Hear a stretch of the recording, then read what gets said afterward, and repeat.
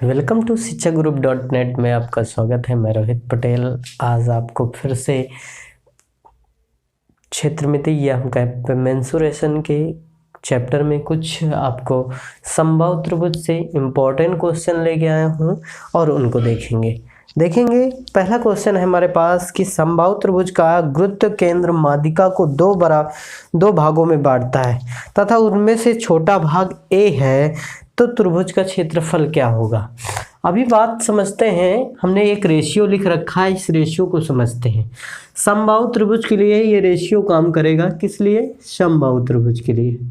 अगर बात करें केवल ओनली समबाहु त्रिभुज के लिए ही काम करेगा। बात करें तो ये जो आपको रेशियो लिख रखा है, इसमें से ये माध्यिका है और ये आपकी परिवृत्त की त्रिज्या है और ये आपकी अंतःवृत्त की त्रिज्या है और ये आपकी समबाहु त्रिभुज की भुजा है और ये आपकी क्या है? समबाहु त्रिभुज का क्षेत्रफल है। ठीक, इतनी बात जान रहे हैं। ये रेशियो में हमने लिख रखा है और आपको बताएं तो इसकी क्लास हमने एक और कर रखी है। आप इससे पहले वाला क्लास देखेंगे तो आपको इसी बारे में बताया गया है और चर्चा की गई है रेशियो के बारे में, और इससे संबंधित एसएससी जीडी में जितने भी क्वेश्चन पूछे गए हैं वो हमने सारे सॉल्व कराए हैं। आज हम कुछ अच्छे क्वेश्चन लेके आए हूँ। तो ये क्वेश्चन है हमारे पास कि समबाहु त्रिभुज का गुरुत्व केंद्र माध्यिका को दो बराबर भागों में बांटता है, उसमें से सबसे छोटा भाग ए है। मतलब इसकी वैल्यू दे रखा है। अब देखते हैं। पहले तो हम त्रिभुज बनाए, एक समबाहु त्रिभुज है और इसकी भुजा है कुछ, ठीक है ना। और ये कह रहा है कि इसमें से माध्यिका है, ये माध्यिका है। ठीक, अब ये माध्यिका है, माध्यिका दो बराबर भागों में इस प्रकार से देखें अगर तो माध्यिका होती है और माध्यिका का ये गुरुत्व केंद्र है। जहाँ पर ये तीनों माध्यिकाएं काटती हैं वो क्या कहलाता है? गुरुत्व केंद्र कहलाता है। ठीक ना। इसे हम जी के नाम से भी जानते हैं, गुरुत्व केंद्र, इस तरह से। अब ये गुरुत्व केंद्र जी होगा और इसमें से कह रहा छोटा भाग, ये वाला भाग जो है आपको देखो ब्लर कर रखा है मोटा, ठीक ना, ये ए है। तो कह रहा है इसका क्षेत्रफल क्या होगा त्रिभुज का। तो हम रेशियो के हिसाब से देखें तो हमें अंतःवृत्त की त्रिज्या ही ये कहलाती है। छोटा भाग जो माध्यिका होता है यही अंतःवृत्त की त्रिज्या होती है। एक तरह से हम कह सकते हैं यही क्या है? स्मॉल आर है। ठीक ना, यही स्मॉल आर है और ये बड़ा भाग जो होता है ये कैपिटल आर कहलाता है। इतनी बात जान रहे होंगे।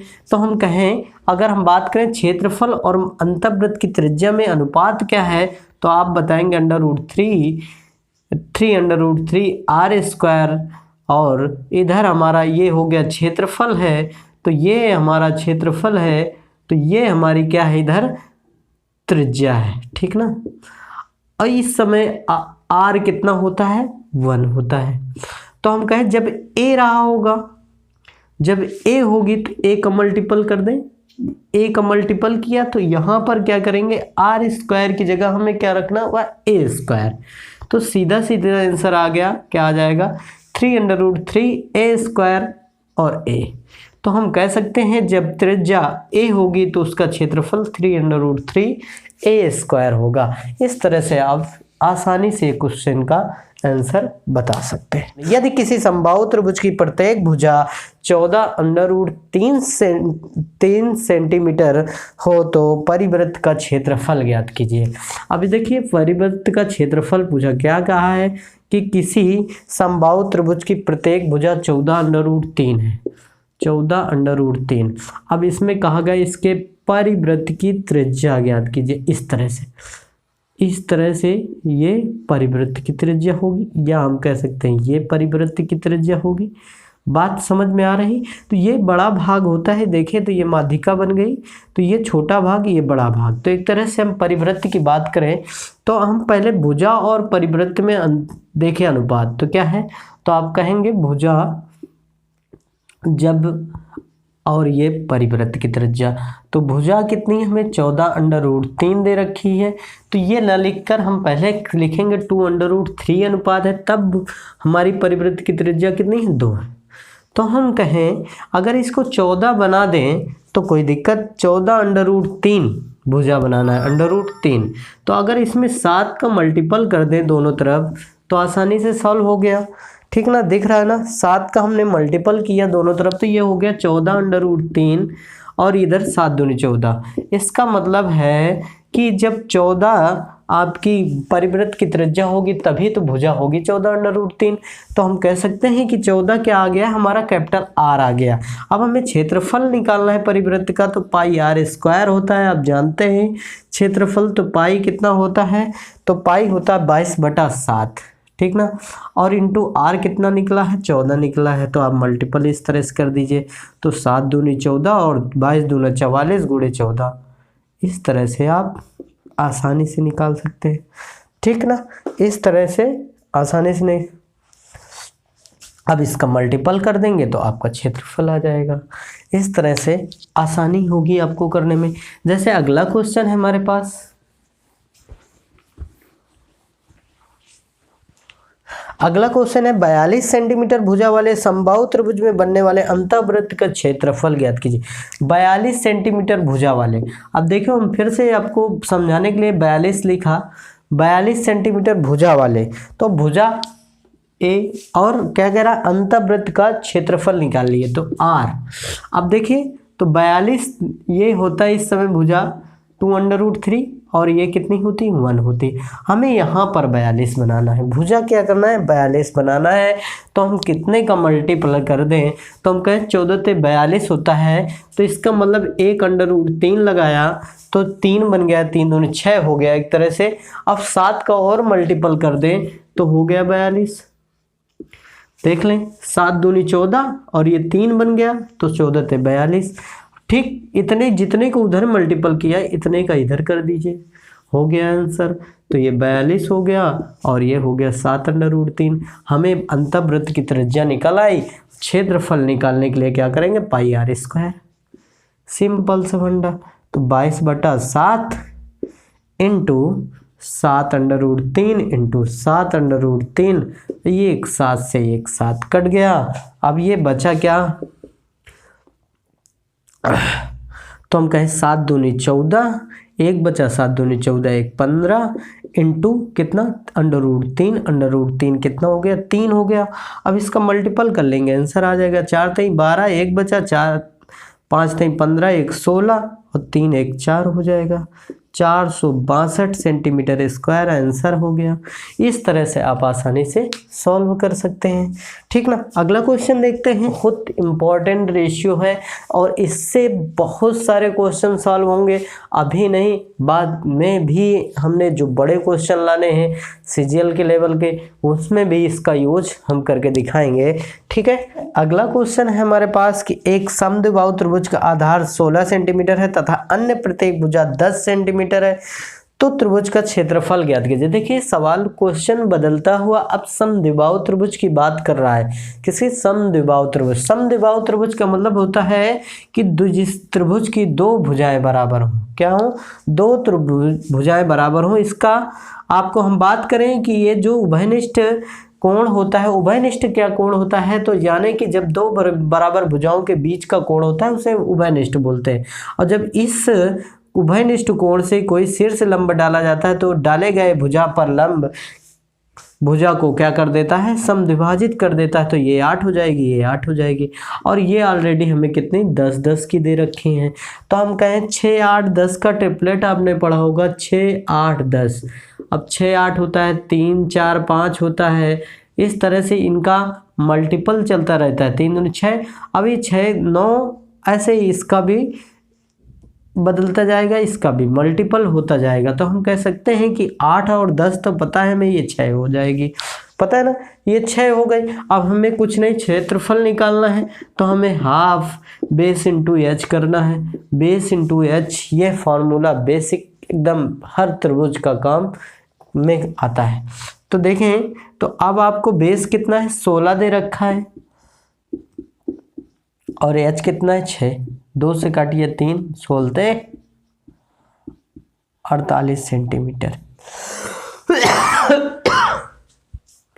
ठीक है। एक समद्विबाहु त्रिभुज की बराबर भुजाओं, समद्विबाहु फिर से कहा गया है, ध्यान से पढ़ेंगे। समबाहु और समद्विबाहु में अंतर है बहुत सारा। एक समद्विबाहु त्रिभुज की बराबर भुजाओं में से एक भुजा तीसरी भुजा में 3:4 का अनुपात है। यदि परिमाप 40 सेंटीमीटर है तो त्रिभुज का क्षेत्रफल बताइए। देखिएगा, तो अभी हम समद्विबाहु की बात फिर से करते हैं, समद्विबाहु की बात ही करना है।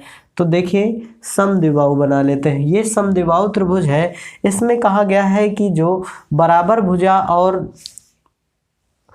बराबर भुजाओं में से एक भुजा और तीसरी भुजा का अनुपात जो है 3:4 है, तो हम मान लेते हैं ये 3 है, ये 4 है, तो ये भी 3 होगी। 3:4 का अनुपात बना। अब कह रहा है इसका परिमाप कितना है, तो परिमाप हम बात करें 2a + b कहते हैं, तो ये 40 सेंटीमीटर है। अगर हम यहाँ पर जोड़ें 3 3 को 9 या 3 3 6 4 10, तो हम कहें 1 बराबर कितना निकल आया, तो कहेंगे 4। तो हम बात करें 4 चौको 16 कितना होगा, 16, 4 3 12 कितना होगा, 12। ठीक, 4 3 12। अब देखिए, जोड़ने से आपको 40 मिल रहा होगा, 12 दूनी 24 और 24 6 30 10 40। ठीक ना, तो एक इसका कंफर्म हो गया कि इसकी भुजाएं इस प्रकार से होंगी। अगर हम बात करें इस यहाँ से डाल लें लंब, क्या डालें, एक लंब। तो अगर यहाँ से लंब डाला तो हम बात करें तो ये आपका समकोण बन रहा होगा। ये लंब डाला गया, लंब 90 डिग्री हो गया, तो हम कहें ये 12 है। ये कितने, ये समद्विभाजक हो जाएगा, तो 16 का आधा होगा, तो हम कहें ये 8 होगा और ये भी 8 होगा और ये 8 हो गया। ठीक, आप जानते हैं कि 6 8 10 होता है, लेकिन समस्या हो रही है यहाँ पर है नहीं, 12 है। तो आपको इसको सॉल्व करना, पाइथागोरस प्रमेय लगाएंगे। क्या लगाएंगे, पाइथागोरस। पाइथागोरस प्रमेय क्या होती है, तो पाइथागोरस प्रमेय होती है कर्ण का स्क्वायर बराबर आधार का स्क्वायर माइनस लंब का स्क्वायर, इस प्लस लंब का स्क्वायर प्लस लंब का स्क्वायर। अब कर्ण का स्क्वायर कितना है, 144 हो जाएगा। आधार कितना है, 88 64 हो जाएगा, प्लस लंब का स्क्वायर हमें निकालना है।